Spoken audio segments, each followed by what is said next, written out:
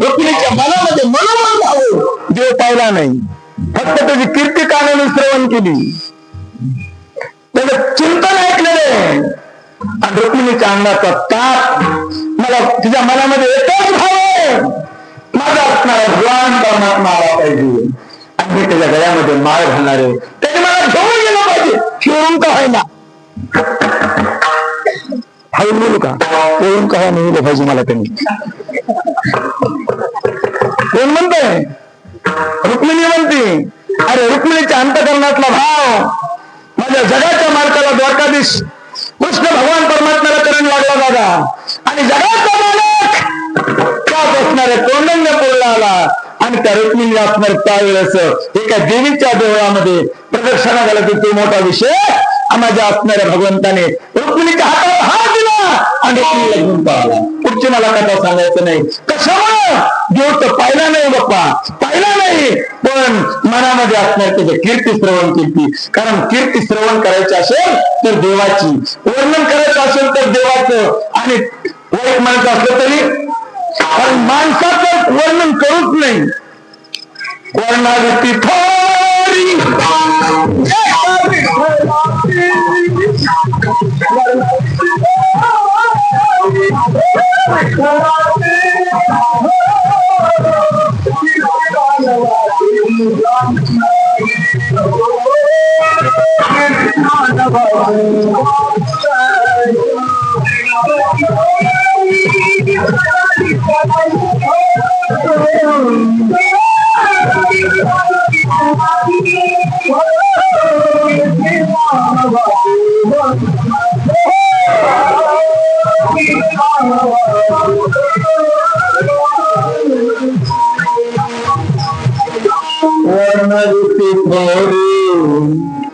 एका विठ्ठलाची कीर्ती मानवाची वानू नये किंवा बोलू नये,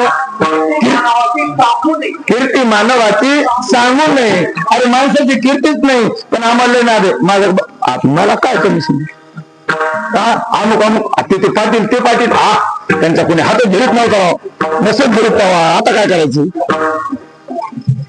एक एक नव्हतं, नाही आमच्या बापाची गंगा भवरा बसतर कीर्ती असेल तवा कीर्ती असती संताची. तुका म्हणे एका मरण्याची आणि उत्तम कीर्ती माझे उभय लोकी उत्तम कीर्ती. देवाची कीर्ती कोणाची ऐका, उभारी आयशी चराचरी वृत्ती नाव ज्ञानेश्वर सोपान मुक्ताबाई ज्ञान वृत्ती करायची.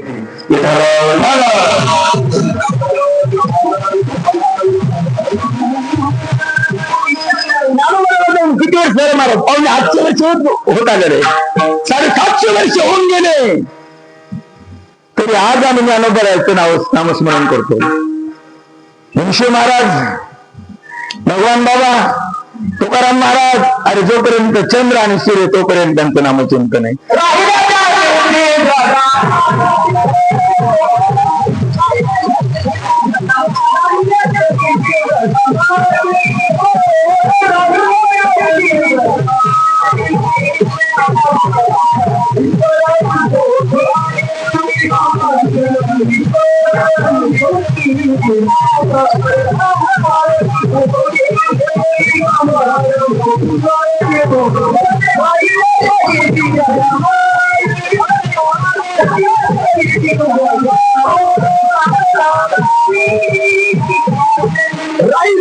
कीर्ती जगामध्ये 700-800 वर्ष होत आले तरी ज्ञानोबरायचं नाव. आपल्याला आपली कीर्ती सांगू तुम्हाला. मामा तुमचं नाव काय? भरत. तुमच्या वडिलाचं नाव? लिंबाजी. लिंबाजी वडिलाचं नाव? वामनराव. वामनरावचं नाव, वडिलाचं नाव? किती पिढे झाले? 150 वर्ष जर झालं आपल्या खापर पंड्याचं नाव आपल्याला माहित नाही. ही आपली कीर्ती. माझं तर तुमचं काय, माझं तेच आहे महाराज. मला तर माझ्या पैशाचंच नाव माहित नाही बघा, मग किती खरंच माहित नाही. हो, आपली कीर्ती संपली महाराज. कीर्तीच नाही, कीर्ती असते ती संतांची, कीर्ती असते ती देवाची. म्हणून नाम वाचे श्रवण कीर्ती. दोन साधन, वाचन नामचिंतन करा आणि कानाने त्याची कीर्ती श्रवण करा. आणि तिसरं साधन आहे त्याचे समान पाय चित्तामध्ये धारण करा. कारण प्रत्येक अवतारामध्ये आबा पाय वेगळे वेगळे, प्रत्येक अवतारामध्ये. राम अवतारामध्ये पाय वेगळा, कृष्ण अवतारामध्ये पाय वेगळा आणि या कलियुगामध्ये पाय वेगळा आहे. राम अवतारामध्ये पाय मुक्तीराम बाबा एकदा पुढे पाय घेतला नाही घेतला, पुन्हा मागे घ्यायचा. हो, एक पत्नी, एक वचनी आणि एक वाणी, त्याला राम अवतार म्हणतात. नाना एकदा पुढे पाऊल टाकला, आईला बापाने आईला वचन दिलंय, ज्या क्षणाला माझा राजा रामचंद्र प्रभू राजा होणार आहे, पान चरित्र, आणि ज्या क्षणाला राजा होणार आहे आणि त्या क्षणाला वनवासाला जावं लागते. काही पत्नी एक वचनी एक वाणी. मोठ्याने वाजवा जरा, मोठ्याने जरा. काय ह्याला मी विकत घ्यावं लागतं का काही? ह्याला काय चार्ज लागणार आहे का तुम्हाला? काहीच लागणार नाही. वाजवायचं असेल मोठ्याने वाजवा.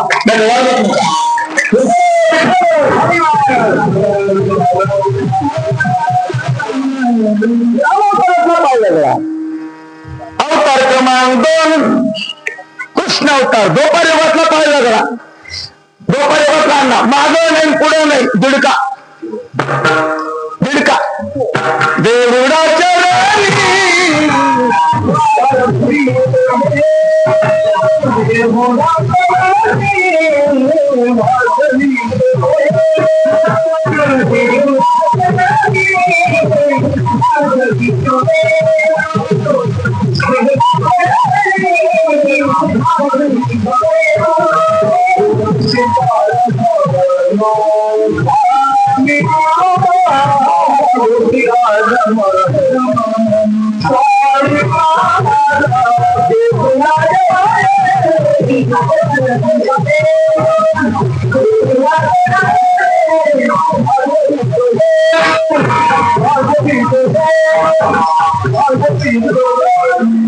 मागे नाही आणि पुढे नाही दादा, दिडका दिडका.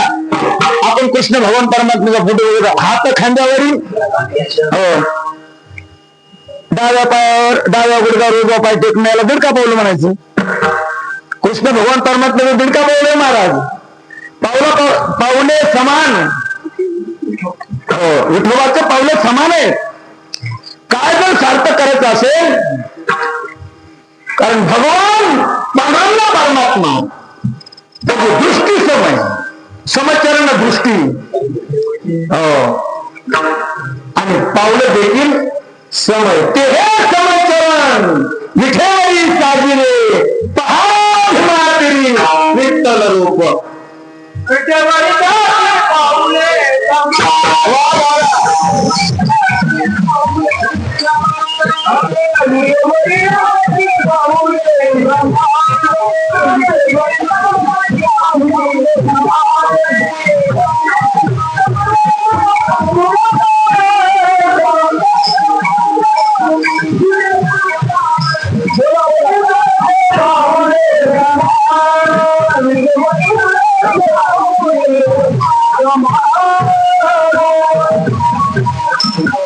विठेवरी जाती पावले समान. किंवा दुसरं कोण म्हणायचा, समपाय करती उभा तटी उभवलीचा. महाराज एकच झालं, तुम्ही सांगता ना, वाचन नामचिंतन केलं, कारण त्याची कीर्ती श्रवण केली, त्याचे समान पाय चित्तामध्ये धारण केले, तर आम्हाला परिणाम काय? केला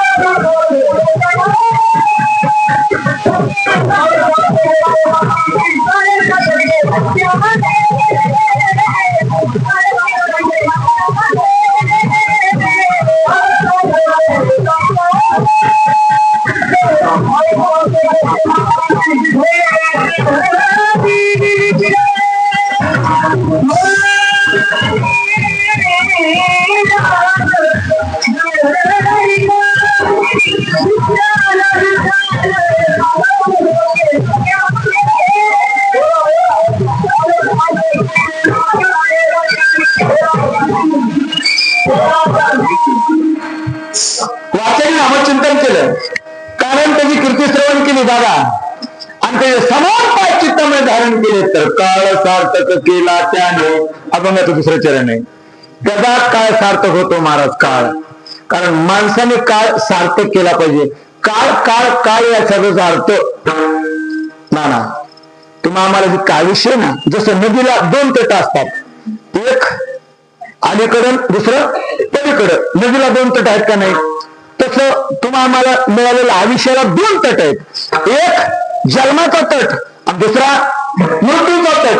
आणि जन्माच्या मृत्यूच्या मध्ये जितकं तुम्हाला आम्हाला आयुष्य त्याला काळ म्हणतात. तो काळ सार्थक झाला पाहिजे महाराज. कारण शहाणे माणसं काळ तुम्ही भांडणात सार्थक, जे शहाणे माणसं होतात ना ते कीर्तनात काळ घालवतात. काळ सारावा चिंताने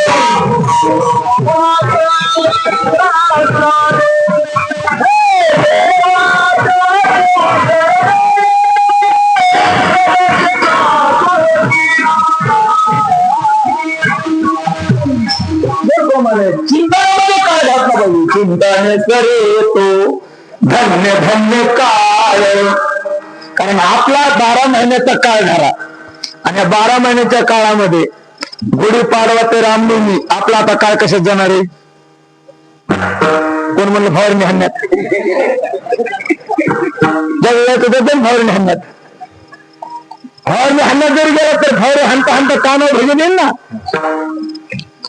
हे चिंतनात काळ जाणं, कीर्तनात काळ घालणं म्हणजे हरिभजन अविन काळ घालू. तुझा काळ भजनामध्ये गेला पाहिजे महाराज. जे संत महात्मे असतात, जे शहाणे माणसं असतात, काही माणसं काळ कीर्तनात घालवतात, काही माणसं काळ झोपीत घालवतात, काही माणसं काळ भांडणात घालवतात आणि काही माणसं काळ दुष्कर्म खेळण्यात घालतात. त्याला प्रमाणात माझ्या पदरचे देवा शिकवत काहीच नाही महाराज. खरंच काय नाही ना. दुष्कर्म सारी पाठ म्हणून धर्म खेळावा. तुकोबाराच्या प्रमाणे सारी पाठ दुष्कर्म काय जातो का नाही, काय घालतात का नाही माणसं महाराज. काय काय माणसं भांडणात काय घालतात एका गावामध्ये नका असणार वेळ लय भांडणं करायचं महाराज. लय भांडणं आता गाव करून गेले. तिचा काळ भांडणातच जायचा. एका घरी सतत 15 दिवस ती भांडण द्यायची. ते घरच कधी म्हणून बघता आपल्या घरी काय पिढा लागले म्हणजे रोजच भांडण रोजच भांडण रोजच भांडण. त्या असणाऱ्या घरवाल्यांनी काय केलं म्हणजे आपण आता ग्रामपंचायतीवर जाऊ. कवर आपण फोन करायचं. ती बाई सारखीच आपल्या घरी भांडायला येते. मग ते ग्रामपंचायतीवर गेले म्हणजे ऐका गावकरी मंडळी, ती अमुक अमुक बाई सारखी आमच्या घरी भांडायला येते. आम्ही कुठपर्यंत फोन करायचं आणि तिच्या भांडणाशिवाय त्याला दुसरं काही कामच नाही. दुसरं काही भांडत नाही, उठलं की भांडण. मग आता एकाच घरी त्रास देण्यापेक्षा आपण घर वाटून घेऊ म्हणजे रोज एका घरी भांडून, रोज एका घरी भांडण. लागला नंबर राव कीर्तनात मिळत लागत असं नंबर. हो घर वाटून घ्यायचं ठरलं. दादा आज ह्या घरी भांडणे, उद्या त्या घरी जाणार आहे. उद्या त्या घरी जायचं म्हणलं ना, तिथल्या म्हातारीला हुतापच आला. त्या म्हातारीला हुताप आला पण तिची सून नाही हुशार होती. सून म्हणजे कशी भांडती बघून तिची जिरवळ टाकते म्हणली मी, तिची खोडच मोडते. पुन्हा तिने घरच बदल म्हणलं दुसऱ्या घरी गेलीच नाही पाहिजे. दिवस लहान भांडण काढायला काही लागत नसं महाराज. भांडण कशावरून आणि दुसऱ्या दिवस उगला आणि सहज आली. आल्यानंतर त्या सुनबाईने बघितलं म्हणजे आज काय या बाईला भांडणाचा मूळ नाही काही. आणि पहिल्या काळामध्ये जास्त नव्हता आणि काही काडीपेटीची सोय नसायची. एखाद्याची घराला गावात एखादी पेटलेली असली तर तिच्याकडे जाऊन पिस्तूल आणायचं अशी पद्धत होती. म्हणजे अशी पद्धत असल्यामुळं ती सहज आली. म्हणजे कुठे गेली का तुझी सासू, काय नाही म्हणली आताच बाहेर गेल्यात. बरोबर बरोबर कुणी काय लावतात काय नाही म्हणले. दिसतो न्यायला आलते सून निस्ती म्हणली. निस्ती न्यायला आलतात खरं, पण तुम्ही निस्ती न्यायला काही कसं आणलं नाही, पातेलं वगैरे काही नाही आणलं तुम्ही. नाही टाक म्हणजे माझ्या ओटीत. आणि ती म्हणजे ओटी जाऊ ना, जाऊ ती मरू ती. जीव भांडणं सुरू झाले म्हणतात, जीव भांडणं सुरू झाले मरू ती म्हणले. कुठे गेली तिच्याकडे बघतेच. हा तरी म्हणलं सासूबाई आत्याबाई कमी बाहेर गेल्यात पळून. काऊन बाहेर पळून गेल्यात, कुठे गेली सांग सांग सांग बघते तुझ्याकडे. कुठे गेली सांग. काय नाही म्हणले, त्यांना माहिती होतं तुम्ही भांडलं का म्हणून, आणि तुम्हाला न ओळखू यावं म्हणून त्या दुकानावर गेल्यात. कशाला गेलत म्हणले? शिंदरून तिला आणायला. म्हणजे मला घेऊन देते का ही? म्हणजे अगोदर दुकानावर गेलीच नव्हती, घरात होते नाही. ही दुकान म्हणले 1 किलोभर तेल आणि पावशेर शिंदूर द्या, मला काय घ्यायचंय. आले आता कुठे गेली? काय नाही म्हणली, नायाकडे गेल्या. कशाला म्हणजे म्हणजे तुझा ती का मी जाते नायाकडे आली. बरोबर आता कुठे गेली? काय नाही म्हणले, तुम्ही येता म्हणून तुम्ही शेंदूर नायातून आलात म्हणून तुमच्या घेण्यात त्या जीव द्या हेरीत घेण्यात. दुपारचा पारा झालता. म्हणजे माझ्या बरोबर माझ्यामुळे जिथे बघते म्हणली. सूर्य मातेवर आलेला होता दादा. हिने वाकून बघितल्यानंतर हिचा चारा हिला पाण्यात दिसला. म्हणजे मला बघून लपून बसते का? जीव उडी टाकली तर अजून वर नाही. अरे ह्याच्यामध्ये काय काय घालतो नको, कुठं काय घालावा? काय भांडणात काय घालतात? भांडता हरी बोला कांड. काय काय काय काय काय विठ्ठल